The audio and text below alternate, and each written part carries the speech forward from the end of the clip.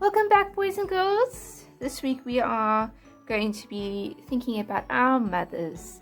And on Sunday, the 10th of May, is Mother's Day. And because we are on lockdown, the coronavirus, you cannot buy flowers at the shop for her as we normally might do. And so we are going to learn to paint flowers this week. Something that you can all manage. All of you can do it. We're going to be learning some new things step by step. I've got my paint set up. If you're not sure how to set up your paint and what you need, just find that other short video about how to what are materials that we need for dry brush technique. I've got a pencil and a brown pencil crayon today, which I'm going to use for drawing. Today we are going to draw something called love flowers. It's not a real flower, but it's just a beautiful illustration that you can use to make on a card for mum. Remember, if you don't have a mum, there might be someone else who you could make a card for who maybe is that mum role for you in your life. Not all of us have got mums, so just think about that. We are going to draw 3 flowers. 1, 2, 3. We're going to put a dot in the middle, and I'm not going to push too hard with my pencil now. These lines we are going to rub out at the end. My flowers are going to have 5 petals. So I'm going to start by drawing a dot in the middle and 5 straight lines that come out like the spokes of a wheel or the slices of a pizza. And I want them more or less the same width apart. And I also want them more or less the same length. Right, there's one. I'm going to come across here. Leave a bit of space, dot, and we're going to do that again. And I'm marking out the position of where my flowers are going to be. Use your pencil lightly so that you'll be able to rub it out. And we're going to put a last flower because the best things always come in groups of 3. Right, our love flowers are so aptly named because they have got hard petals. So I'm going to use this line that I've made, which is the middle of the heart, and I want to make these sort of long tall hearts that go on either side. I'm leaving a little gap before I get to my dot. I'm not going right onto my dot, and I'm going to turn my page each time so that it's easy to make nice even hearts. So they're making these beautiful heart-shaped petals.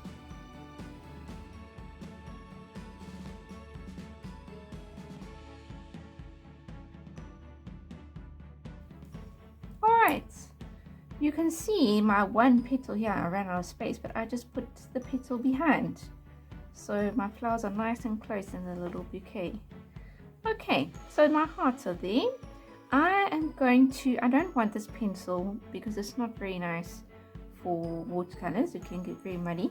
So I'm going to take a sharp brown pencil crayon now, and I want to go over my lines that I have drawn. But I want to rub this one out. So I'm not going to do this midline. I'm going to go over all my hearts very neatly with a brown pencil crayon.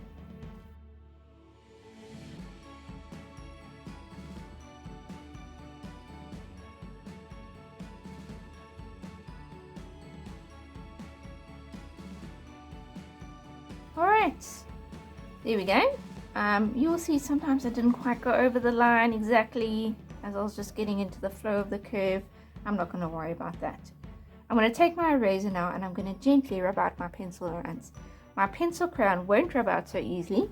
If it smudges a little bit, don't worry, it's just a little shadow. It will add to the picture.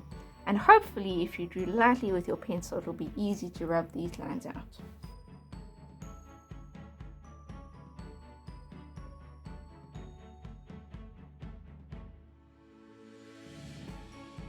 Alright, my lines have been rubbed out. I'm ready to paint. I'm going to be using pink in this. I'm going to do pink flowers, and dry brush technique, we don't want very wet on our brush. If you remember, our brush is damp, so if I wet it and blot it so that it's damp but it's not dripping in any way, that is what my brush is going to be like. My paint, however, can be as wet and inky or watery as I desire. So that is not a problem at all. If I mix my paint, I'm going to get some pink. And I want to start off with a nice light pink. So what I'm actually going to do is I'm going to take some of this pink, put it in the corner here. And I'm going to take some clean water and add some clean water so that I'm going to get a nice light pink. One thing I didn't mention that's good to have is a scrap of paper for testing. Okay, there I have a nice light pink. Alright, I'm going to blot my brush. I want to smooth it to a point. And I'm going to pick up some of this light pink that I've made, and I'm going to give a general paint everywhere in these, and I want to stay very neatly inside the lines that I have painted. As soon as it starts getting scratchy, I'm going to dip the tip in again.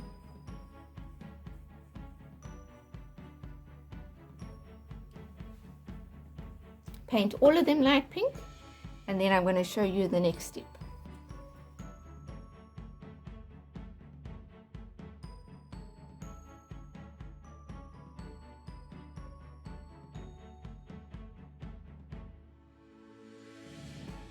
Remember, I'm not scrubbing with my brush like this. I'm lifting my brush often with lots of little strokes and getting that paint on nice and smooth. I don't want it to be too wet. My paper shouldn't be getting all crinkled up because I've got so much water. If you think it's too wet, dab on your paper towel.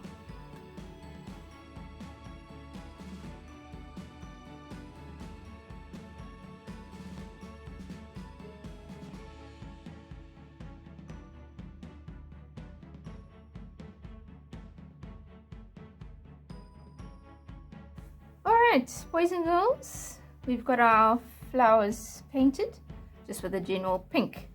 What's nice about dry brush is that this is already dry because I didn't use a lot of water. Right, I'm going to do a next layer, much like how we do with our pencil crayons. I want to darken some areas. So I'm going to mix in a little bit more pink, and I'm going to get a color that's a little bit richer. Let me test it out, and you can see there was my first pink, there's my second pink. And I'm going to pretend that there's a circle in the middle here, and I'm going to put dark pink. It's a little wet. Just simply layering another layer of pink will really make it darker. Alright, and I'm leaving some texture. So turn your page so that you can always comfortably paint. Don't paint that so it feels awkward, so you can get that nice bit of texture. Painting with the tip of your brush. Dry brush. Using a dry brush technique is all about layering, layering, layering.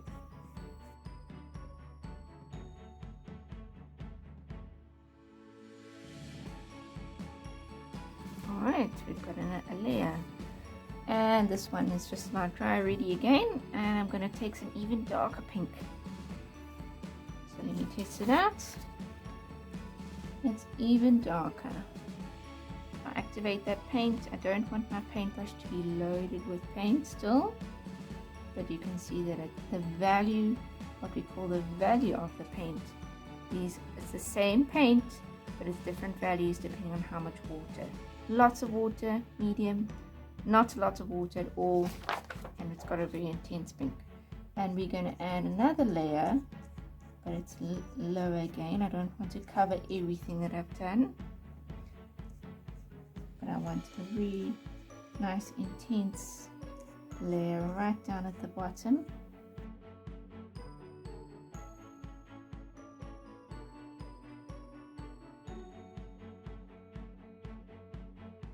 Alright, I'm going to clean my brush. You can see I've just layered 3 tones of the same pink, light, a medium, and a dark. Even if I took this light pink and layered it 3 times, I would get this lovely gradation of color. Okay, we've been practicing this with our pencil crayons. Now we're doing it with our watercolors. Right, I'm going to use some brown. Now, the brown that most of you have in your palette is quite a reddy brick brown. The grade R's and possibly the grade 1s, you have a deeper brown. This brown that we have here is called burnt sienna, which is a very reddy brick brown. But you have a more deeper brown called burnt umber or raw umber. It's probably raw umber. So your brown that you have is fine. If you have this reddy brick brown burnt sienna, we are going to mix a little bit of that with a bit of black to make a more chocolatey brown. So I've got a little bit here, I see in the corner, of burnt sienna. And there's a bit of black. And I'm just going to mix together in the middle here. And I want a more chocolatey brown. So I've got burnt sienna mixing with a little bit of black. When I taste it, I've got a lovely chocolatey brown. If you are in grade R, you can use, and you have that set that's got that deeper brown, raw umber, then you can use that. Right, I'm going to draw a little spot in the middle. Doesn't have to be a perfect circle. And I'm going to put a final touch just in the corner of my petals. Just a little corner, a few strokes. As soon as it gets scratchy, pick some more paint up. If you want, you could even switch to your zero brush if you are finding it a bit tricky to get into those little corners. Remember to turn your page so that you can get where you want to be without struggling. You want to be neat, accurate, taking great care.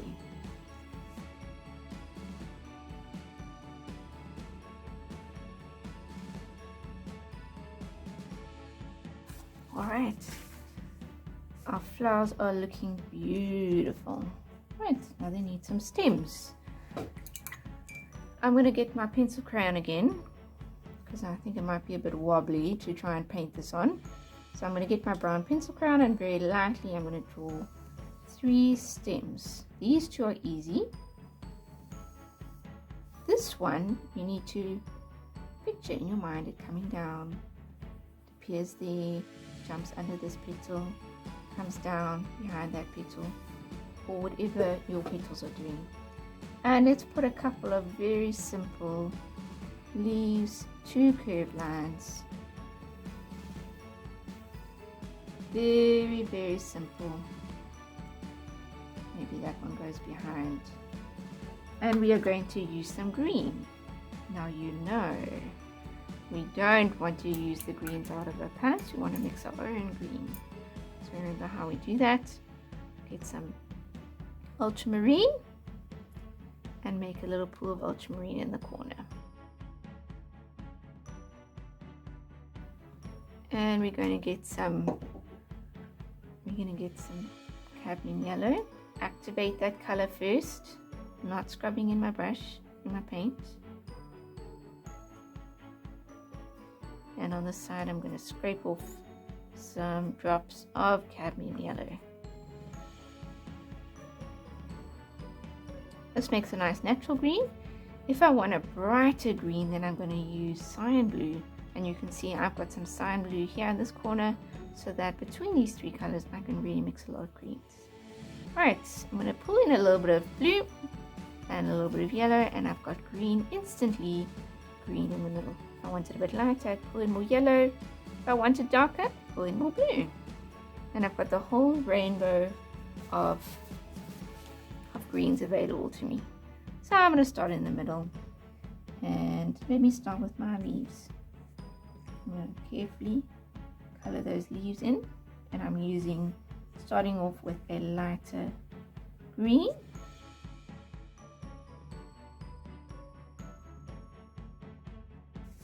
Alright, I want to add a bit more tone. I'm going to bring in some more dark green. So pull in some more blue, mix it, and I've got a darker green. Right, if you have a steady hand, you can go over these lines with green, but I think that I am actually going to leave it in pencil crayon because this is an illustration, and I'm just going to take my pencil crayon and just make those little fine little delicate stems nice and clear.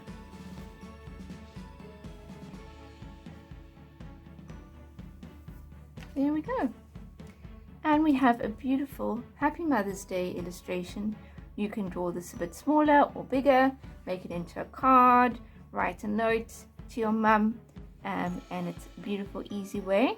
I want you to remember the techniques of how we planned out our flowers. We started off using those 5 lines to show where, so that my petals are evenly spaced and the same length, and those lines are rubbed out again at the end, and you are used to rubbing out pencil at the end, so it should be very easy for you.